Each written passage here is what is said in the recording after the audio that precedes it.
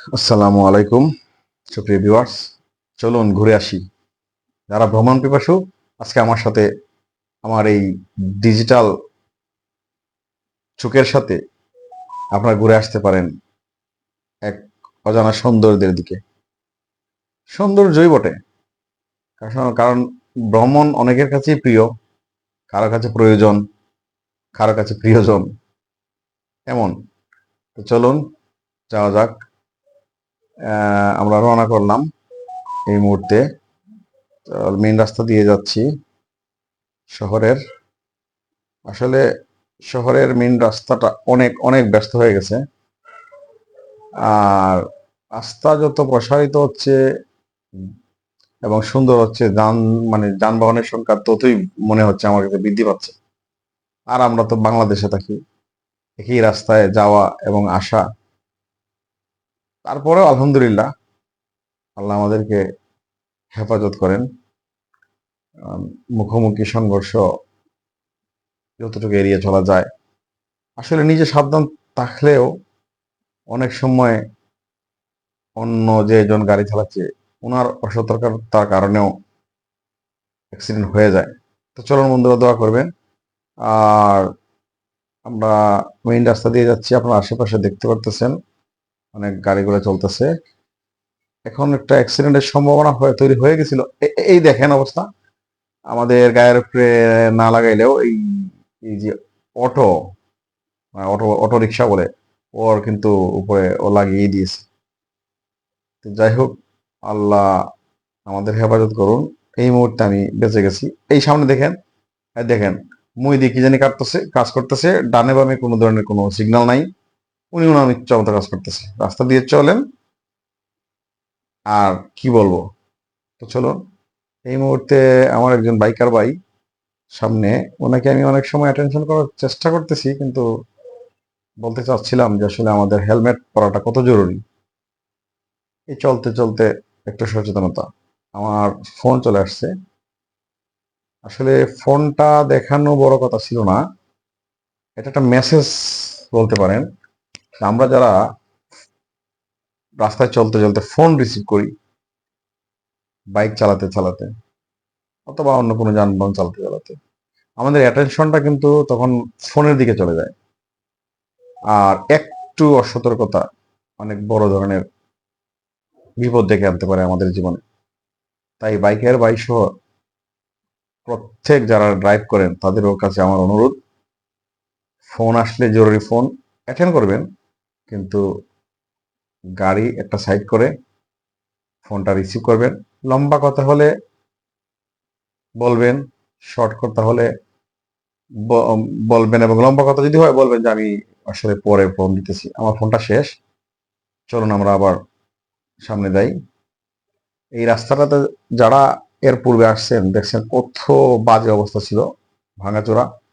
এখন আলহামদুলিল্লাহ মোটামুটি ঠিক হয়েছে, যাওয়া যায়।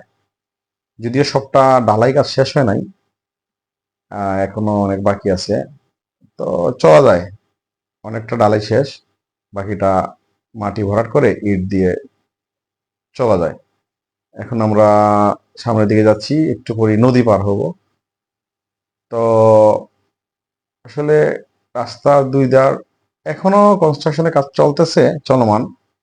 এটা তো আমাদের দেশের নিয়ম যে আসলে বর্ষায় কাজ শুরু হয়, এদিন চলতেছে কাজ। ঠিক আছে, তো চলুন সামনে যাওয়া যাক। আমরা দেখেন অবস্থা, ও ঘুরিয়ে দিচ্ছে গাড়ি। এই যে মুনারি রাস্তা, আপনি সতর্কতার সাথে চলে যাবেন। তো এখন আমরা নদীর ঘাটে চলে আসছি, নৌকার জন্য অপেক্ষা করব। আর একটা কথা, আমার কথা অনেক সময় সুন্দর অথবা সাবলীল নাও হতে পারে। প্লিজ আপনারা ক্ষমা সুন্দর দৃষ্টিতে দেখে পরামর্শ দিবেন। চলুন আমরা নৌকার জন্য এই মুহূর্তে অপেক্ষা করা ছাড়া কোনো উপায় নাই, আমরা নৌকার জন্য অপেক্ষা করি। আর একটা জিনিস দেখেন, আমাদের কোনো ভাই হয়তো বাসা বদল করতেছেন অথবা শহর থেকে গ্রামে যাচ্ছেন, এখানে এসে গাড়িতে করে মাল নিয়ে আসছেন, এখন আবার নৌকায় করে। এই যে একটা টানা হেঁচড়া, এখানে হালুয়ার গাছে একটা ব্রিজ সময়ের দাবি। আমাদের যারা কর্তৃপক্ষ আছেন এবং দেশের সরকার, তারা যদি এদিকে একটা সুদৃষ্টি দেন, এখানে একটা ব্রিজ হলে আসলে সুনামগঞ্জের সাথে ওই পারের অনেকগুলা গ্রাম একদম সংযুক্ত এবং ব্যবসা বাণিজ্য সবকিছু আবার অনেক বেশি সাবলীল এবং আহ, ব্যবসায় প্রাণ চলে আসবে। এই টানা মানুষের দুর্ভোগ আর থাকবে না। আশা করছি অদূর ভবিষ্যতে ব্রিজ হবে এদিকে। আমার কথাটা অনেকেই শুনতেছেন, রেকর্ড থাকবে তখন হয়তো। আর এখানে একটা হালুয়াঘাটে এই মুহূর্তে একটা মসজিদ নির্মাণ হইতেছে, আপনারা আসলে দেখতে পাবেন। এই যে দেখেন, হ্যাঁ। তো মসজিদে তো অনেকেই আসলে মুক্ত হস্তে দান করেন। আমাদের সমাজের যারা প্রভাবশালী অথবা বৃত্তশালী আছেন, তারা যদি একটু সুদৃষ্টি দেন, এই মসজিদটা হয়তো আরো সুন্দর দৃষ্টিনন্দন হবে। তো সবাই সাহায্য করার জন্য আবেদন জানাচ্ছি। আমাদের নৌকা হয়তো চলে আসছে, এক নৌকা মিস, তো 30-40 মিনিট শেষ। তো নৌকা চলে আসছে ধীরে ধীরে, হয়তো ঘাটে নোঙর করতেছে। আমি আমি পূর্বেই বলছি, আমার ভাষা কথা অনেক সময় অগোচর হতে পারে, আপনার ক্ষমা সুন্দর দৃষ্টিতে দেখবেন। আর আমার গলায় এই মুহূর্তে একটু সমস্যা, দোয়া করবেন আল্লাহ যাতে সারিয়ে দেয়। তো চলুন, আমাদের আনোয়ার ভাই আসলে নৌকা পার করতেছে। উনি অনেক মজার মানুষ। তো যাত্রী ওঠানামা করতেছে। এই যে দেখেন আমাদের বাইকার ভাইরা যুদ্ধ করে গাড়ি তুলে এবং নামায়। প্রচন্ড রোদ, প্রচন্ড। তো এই রোদের ভিতরেই এগিয়ে যাওয়া। আমার গাড়িটা আসলে এইভাবে এদিকে নিতে পারবো না। একজন ভাই দেখেন গাড়ি আসলে আহ হাত দিয়ে ধরে তারপরে পার করতেছেন, কারণ কিছু করার নাই। সবাই সাহস করে এদিকে আসলে পার করতে পারে না, যারা রেগুলার যায় তারাই পারে। আমি অন্যদিকে বাইকটা ঘুরিয়ে তখন নিয়ে আসলাম। দোয়া করবেন। এখন উঠতেছি, আলহামদুলিল্লাহ নৌকায় উঠে গেলাম। তো চলুন গাড়িটা পার্ক করি নৌকাতে।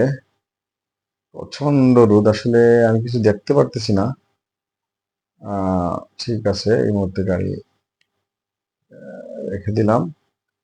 তো চলুন আমার সাথে যারা আছেন, আমরা এখন ওই পারে যাব। নৌকা নৌকাতে অনেক, আসলে এত তাড়াতাড়ি তো ছাড়বে না মানুষ, অনেকে আসতেছে। আসার পরেই হয়তো আমরা যেতে পারবো।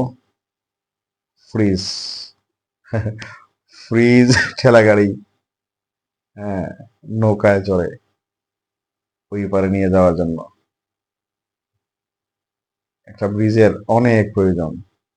এরপর অনেক সময় উনি আমাদের পোজ দিতেছে, বলতেছি দেখতেছি, দেখেন তো আনোয়ার ভাই কেমন লাগে, দেখা যায় কিনা। উনি অনেক মজার মানুষ। তো এই মুহূর্তে আরো অনেকের জন্য অপেক্ষা করতেছি, কয়েকজন বাইকার ভাই অলরেডি চলে আসছে।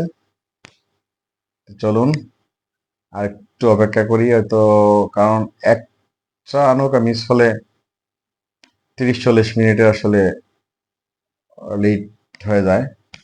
এই জন্য যতটুকু সম্ভব মানুষকে নিয়ে যাওয়ার চেষ্টা করি নৌকাগুলা, ঠিক আছে। আর রোদের মধ্যে আসলে দাঁড়িয়ে থাকা অনেক কষ্ট, তারপরেও চলুন আমরা আসলে একটু অপেক্ষা করে আমাদের যে অন্যান্য মানুষজন আসবে কিছুটা সংখ্যক হলেও নিয়ে যাই।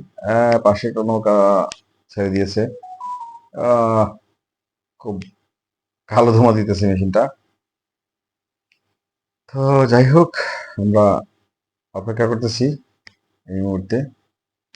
আসলে আরো কিছু যাত্রী হয়তো আসতেছে, অনেকের পরিচিত থাকে। আমরা এখন নৌকা ছেড়ে দিলাম। তো চলুন আমরা আল্লাহর নাম নিয়ে নদী পার হয়ে ওই পারে যাই। আপনারা চলুন আমার সাথে, ঠিক আছে। সুরমা নদী, বিশাল নদী।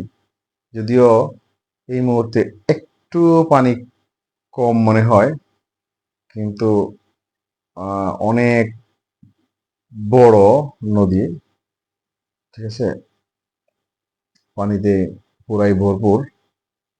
আমরা চলে আসলাম কথা বলতে বলতে নদীর পারে। এখন আরেক যুদ্ধ, গাড়ি নিয়ে নামতে। আবার কিছু বাইকার ভাই তো আছেন আমাদের, কিভাবে আসলে কার আগে যাওয়া যায়, এই প্রতিযোগিতাটা আমি মনে করি না হলেই ভালো হতো। কারণ এই নৌকা তো কাউকে নিয়ে ছেড়েও দিবে না, আবার কাউকে রেখে চলে যাবে না। হ্যাঁ, তো চলুন, আমাদের সিঁড়ি হিসেবে কাঠ দেওয়া হচ্ছে, এই কাঠে চেপেই আমরা নৌকা থেকে উপরে উঠবো। সাবধানে আসলে ওটা ছাড়া কোনো উপায় নাই, কারণ মানুষ যারা সামনে আছে এরা অনেক সময় রাস্তা ছেড়ে আমরা যাইতে চাই না।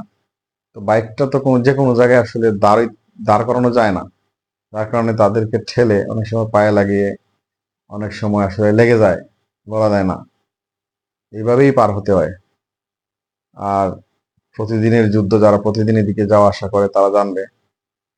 হ্যাঁ, আর দেখেন, ইট চারদিকে রাস্তার ডানে বামে ইট রাখা, সামনে অটো, মানুষ তো হর্ন দিলেও ইদানিং আর সরে না, মনে হয় হর্ন রেজিস্ট্যান্স হয়ে গেছে। ঠিক আছে, তো চলুন যাই, সামনে গিয়ে দেখা যাক কি আছে। আমরা এই মুহূর্তে, আমি একজন মানুষের সাথে দেখা হয়েছে, আপনাদেরকে দেখালাম না। আহ, ওনাকে উনি আমার কাছে ভাত খাওয়ার জন্য বলছিল, ঠিক আছে। তো ভাত একজন খেতে চাইছে, তারা তো না করা যায় না। তো চলুন আমরা একটা হোটেলে ঢুকতেছি, ওইখান থেকে ওখানে ভাত নিব। আমি জিজ্ঞেস করছি কি কি আছে, উনি খুব সুন্দর করে বলতেছে, পরিচিত লোক, বলতেছে যে ভাই অনেকদিন পরে দেখা, তো কি কি নিবেন। বললাম দাও, বলছে গরুর মাংস আছে, আর জিজ্ঞেস করলাম যে আসলে ভর্তা জাতীয় কিছু আছে কিনা। আমার প্রিয়, আমি মনে করি আসলে অনেকেরই প্রিয়। তো আমি বললাম যে ভর্তা আর গরুর মাংস আর ভাত দিয়ে দাও। তা উনি আসলে, আমি ভাতের জন্য অপেক্ষা করতেছি, উনি অর্ডার দিয়ে দিছে, চলে আসলো আমার ভাত। আমি বিলটা পরিশোধ করতেছি, আপনি দেখতেছেন, দিলাম। ও হাসি মুখে রাখছে। উনি আসলে আহ, একটু স্যাক্রিফাইসই করছে। ঠিক আছে, বিল দিলাম। তো চলুন, উনি বলতেছে কি কি দিছে, সালাদ দিয়েছে, বলতেছে গরু মাংস দিছে, এরপরে ভর্তা। বললো ঠিক আছে, ধন্যবাদ। আর বললাম যে ওনার হোটেলের নামটা আবার বলেন আসলে। এইভাবে ভাত নিয়ে চলে যাচ্ছি, ওনাকে আসলে দেখানো সম্ভব হইতেছে না, যার যার কারণে ওনার একটু প্রবলেম, বলছে দেখানো যাবে না। তা আমার দেখানো দরকার নাই, উনি খেতে চাইছে, আমি ভাত নিলাম, ওনাকে দিলাম। এখন আমি আবার আমার গন্তব্যের দিকে চলে যাই। চলুন আপনারাও, আর ওনার জন্য দোয়া করবেন, আমার জন্যও দোয়া করবেন। আসলে কাউকে খাওয়াতে পারার মধ্যে একটা তৃপ্তি আছে। আপনারাও আপনাদের আশেপাশে যদি এই ধরনের অসহায় কোনো মানুষ দেখেন, নিজের সামর্থ্য অনুসারে আসলে খাওয়ানোর চেষ্টা করবেন।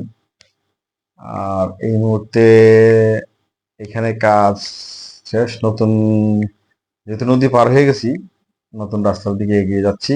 আপাতত ভালো থাকেন, পরবর্তী আপডেট দেওয়া হবে, আমার সাথেই থাকবেন আশা করতেছি। ধন্যবাদ। আসসালামু আলাইকুম ওয়া রাহমাতুল্লাহি ওয়া বারাকাতুহু।